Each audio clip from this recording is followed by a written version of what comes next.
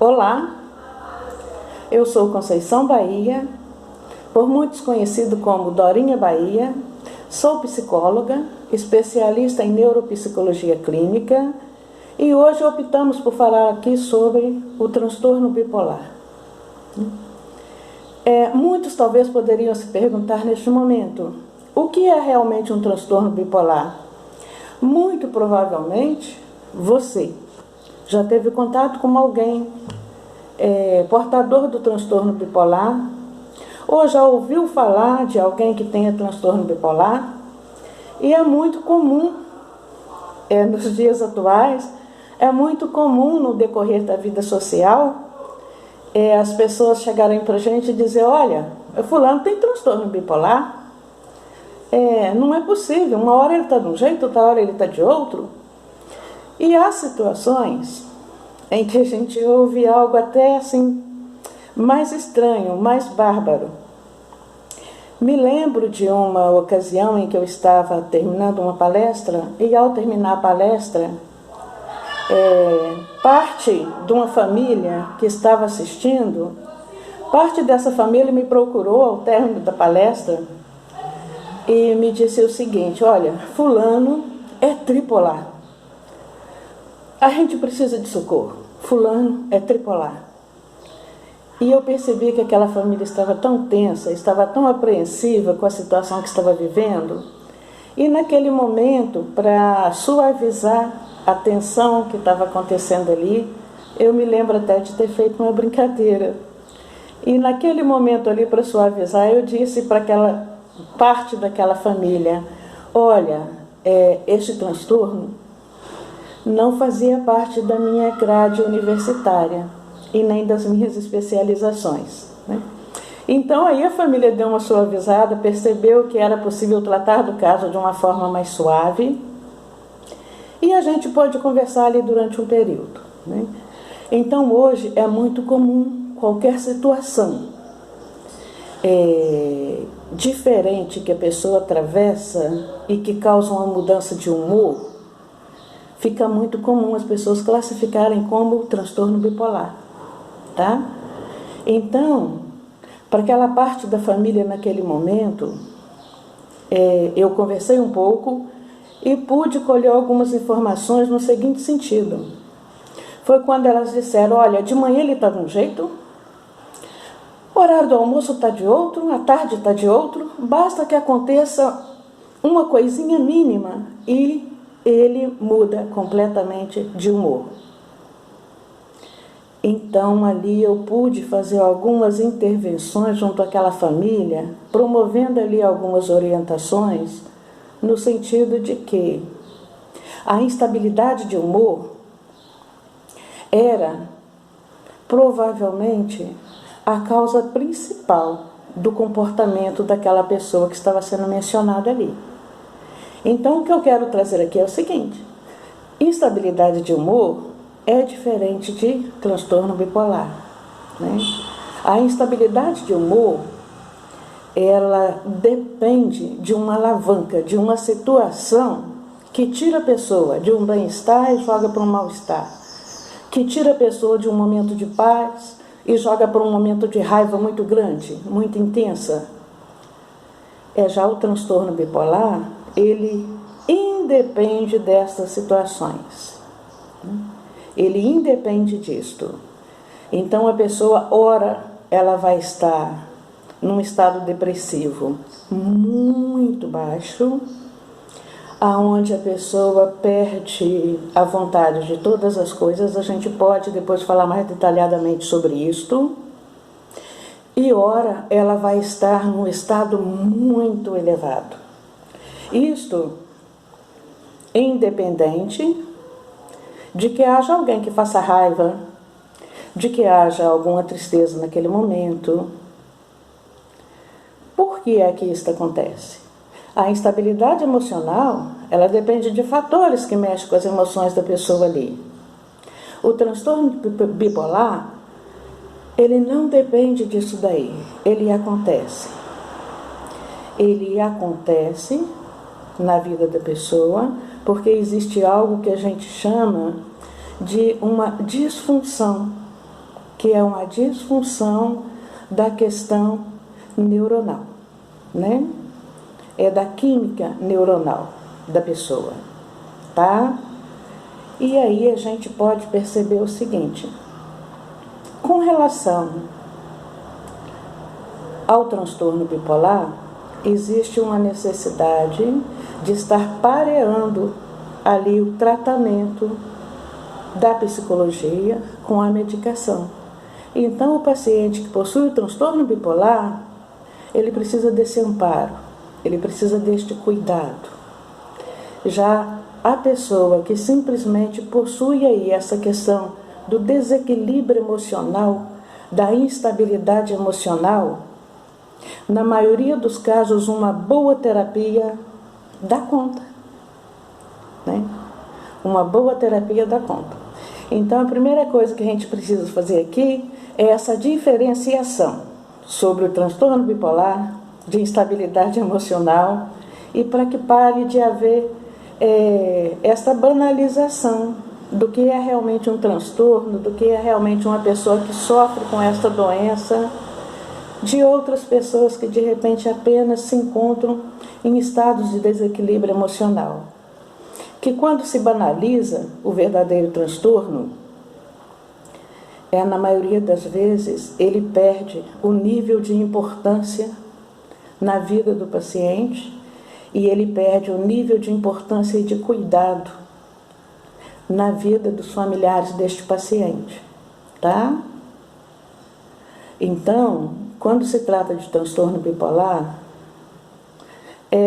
uma vez diagnosticado, vai ser muito difícil um psiquiatra retirar essa medicação deste paciente ao perceber que com o tratamento este paciente alcançou uma boa qualidade de vida.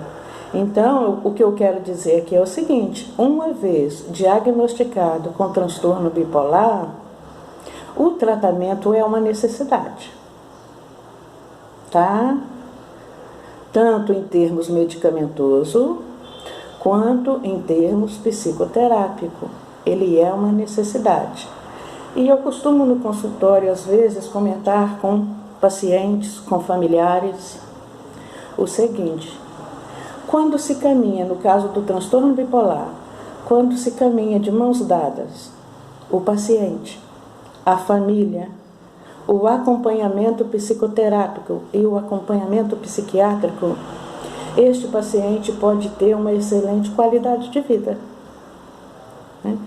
Então, é uma doença? É para sempre? Também.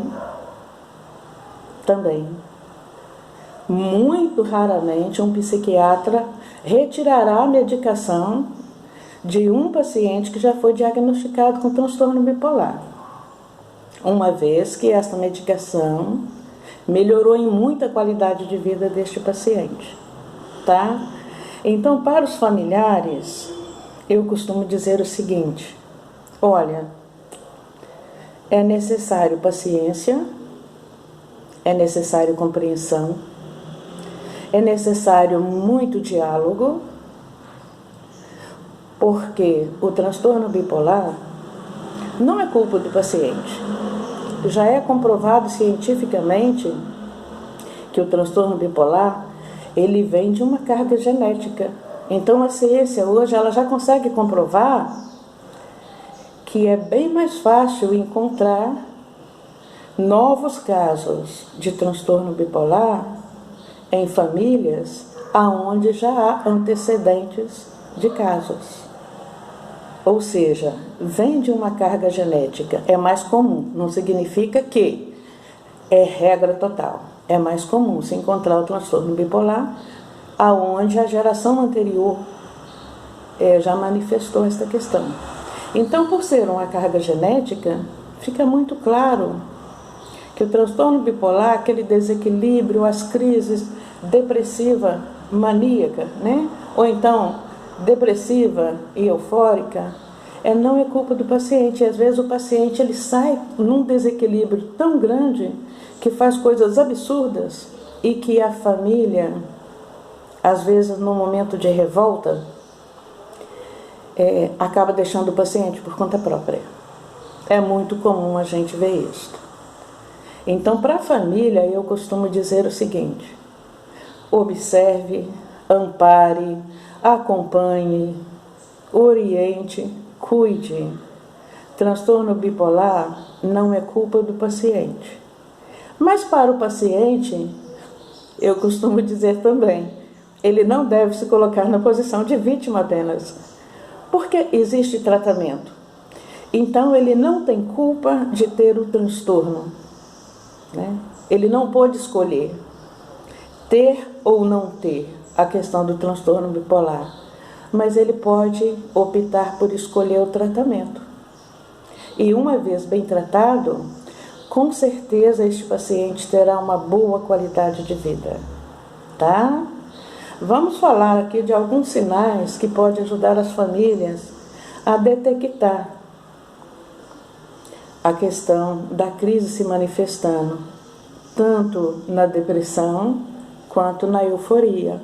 Quando este paciente está entrando num estado depressivo, então é muito comum a irritabilidade, ou seja, são características bem parecidas com a depressão unipolar, tá? Então é muito comum este paciente ficar muito irritado, é muito comum ele querer se isolar de todos, é muito comum ele perder completamente o desejo pela vida, não acreditar que existe esperança de vida melhor no futuro, né? É próprio do paciente bipolar perder empregos, né? Ter dificuldades de manter um emprego às vezes, ter dificuldades de manter relações sociais, ter dificuldades de manter um bom relacionamento familiar.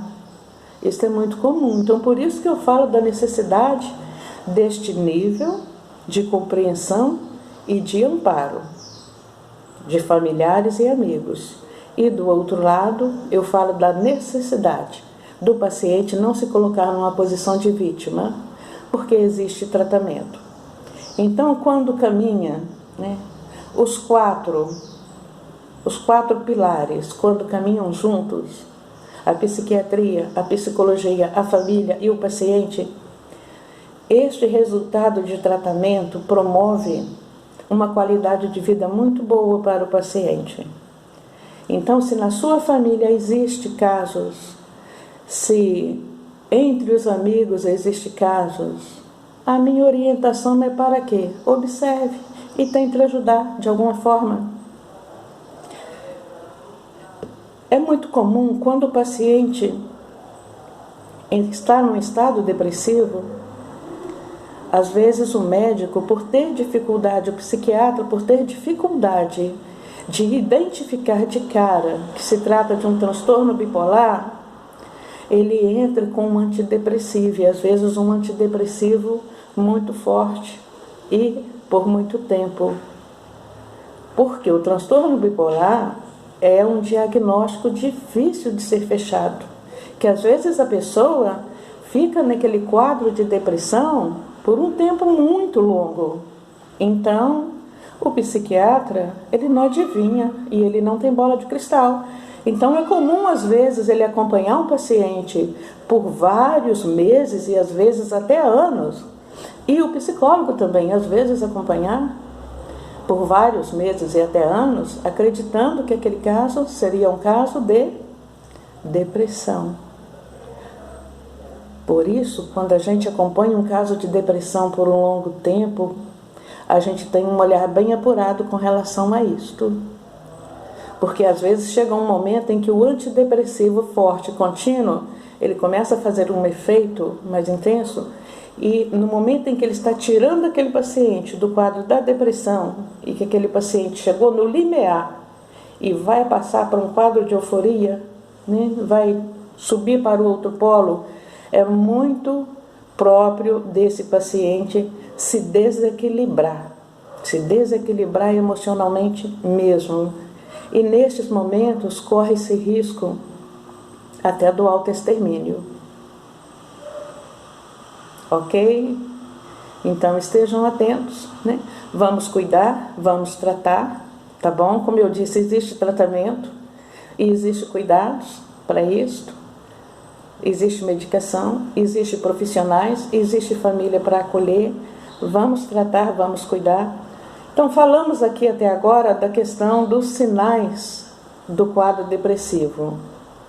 Vamos falar agora um pouquinho dos sinais do quadro da euforia, que é quando a pessoa já passou aquele limiar ali do meio, né, que separa o quadro depressivo do quadro de euforia. A pessoa então entrou num quadro eufórico. Esta pessoa, ela vive numa intensidade plena. Então tudo para ela é muito, e em tudo às vezes ela se acredita mais forte, melhor, mais poderoso. E isto não pode ser confundido com soberba. E às vezes acontece, né, nos ambientes de trabalho, às vezes na própria família, às vezes no círculo de amigos. Acontece aquela conduta da pessoa ser confundida como soberba, e essa pessoa de repente, agora não por vontade própria, como acontecia no momento da depressão, em que ela se isolava por vontade própria, mas agora no momento da euforia, às vezes acontece o isolamento pelo fato dela ser rejeitada pela questão do comportamento. Um comportamento que, entre aspas, apresenta soberba quando não é soberba. É quando existe ali uma disfunção neuroquímica e a pessoa, ela acredita realmente que ela pode tudo aquilo. Então é comum no quadro de euforia a pessoa dormir 3, 4 horas e achar que é mais que suficiente, o que é muito prejudicial, que pode ir desencadeando cada vez mais o problema. A pessoa dormir 3, 4 horas e acordar pleno para o trabalho e ir a todo vapor e a toda.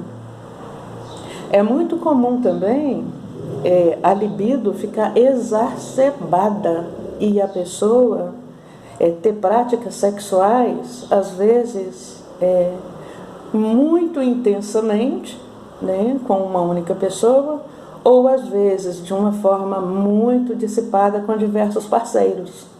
O que acontece por gerar um outro perigo.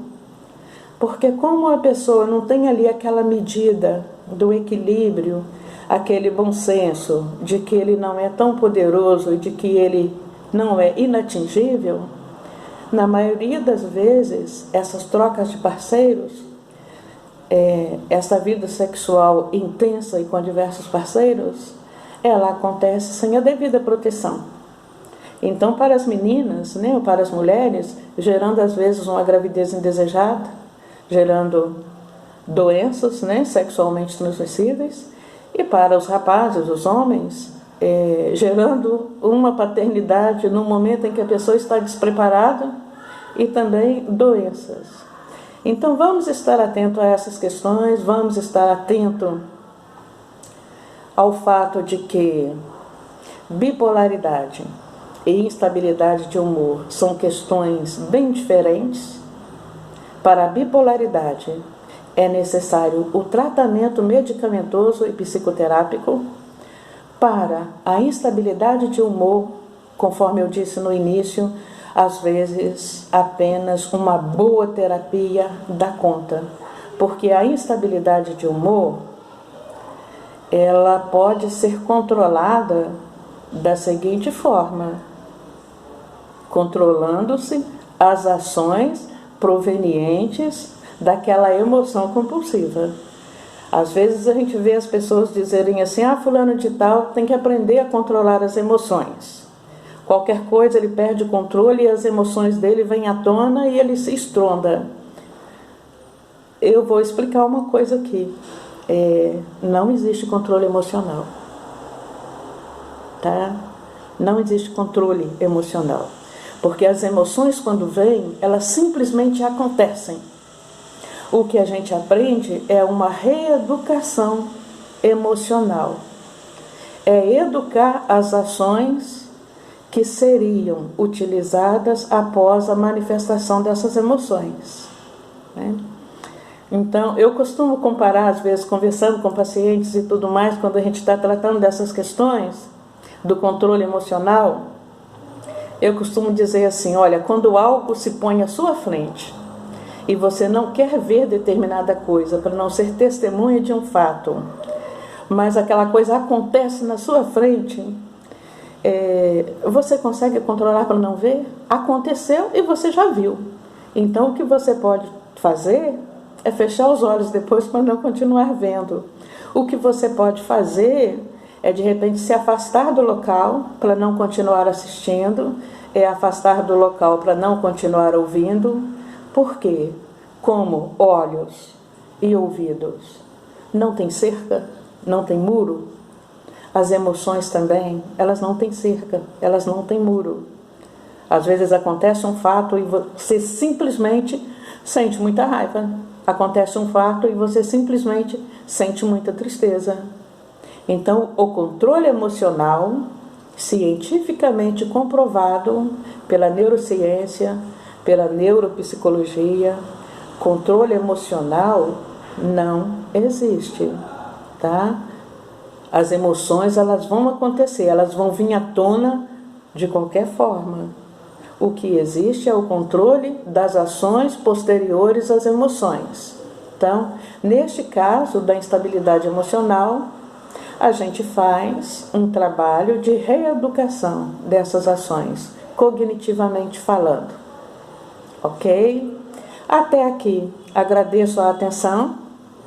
Se você gostou, está gostando, se inscreva logo, dê aí o seu like, tá bom? Porque assim a gente consegue fazer com que mais pessoas tenham acesso a essas informações, a este conhecimento.